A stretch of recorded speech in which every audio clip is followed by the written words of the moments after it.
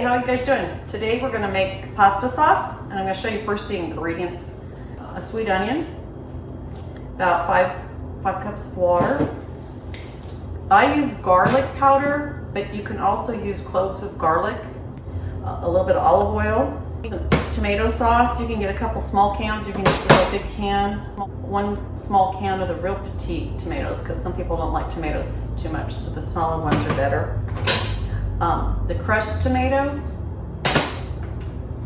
and for seasoning, some salt, oregano leaves, basil, bay leaves, a little bit of pepper, and also the tomato paste to put in it. So the first thing I do is I cut up the onion, and I would also be cutting up the garlic right now if I was using whole garlic. Take off the outer part. Dice this up like here. And the sweet onions make it taste really good.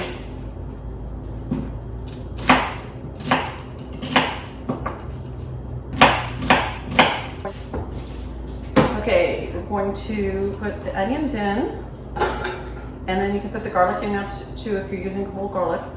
And then I just put a little bit of water in to cover it. And I'm going to simmer the onions until they start looking soft. I do that first, kind of between a boil and a simmer. You just need to make sure that when you're heating up the onions that you don't run out of water. I do that rather than the oil because oil isn't as healthy to cook the onions in. I put a little bit of oil at the end because it helps the herbs and the seasonings make the pasta sauce taste better. Okay, once you cook the onions for about 10 or 15 minutes and they start getting pretty soft, you can add your tomato sauces. So I'm going to add the crushed tomatoes. What I also do is, you can take a little water, you know how it doesn't all come out of a can? Put a little water, swish it around. And then we'll go ahead and put these three in.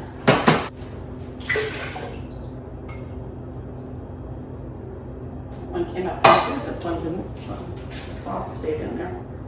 Get a little more of the sauce out. And pour it in. And more water for this sauce.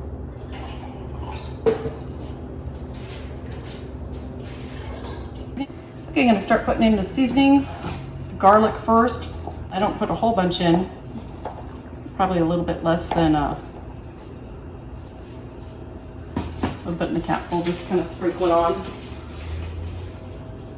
If I use the cloves, I put in about 5 or 6 cloves. I put a little bit more than I do the powder because you can always add a little more powder. Okay, the salt. Just sprinkle it. Just sprinkle that salt right across the top.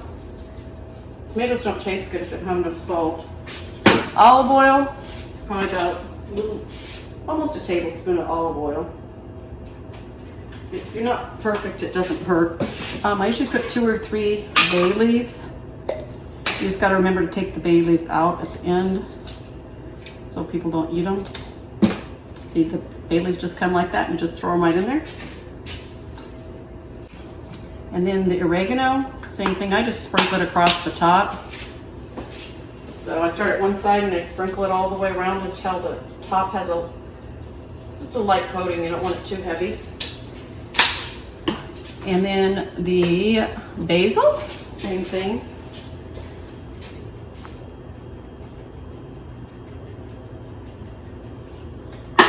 And pepper.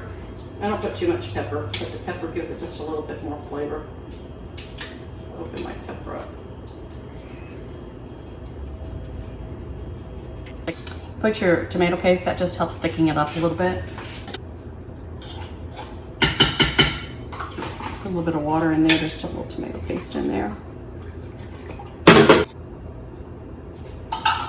You just stir this up until that tomato paste is all through it. And then simmer it for anywhere from an hour to 2 hours. You can try it after an hour and see if it needs a little more garlic or seasoning, and then cook it in for another hour. You can also freeze this. It'll stay good for a few days in the refrigerator, but if you're not going to use it all, It makes a big enough batch that you can freeze it and use it for spaghetti, lasagna, all kinds of stuff. Okay, it's pretty easy and quick.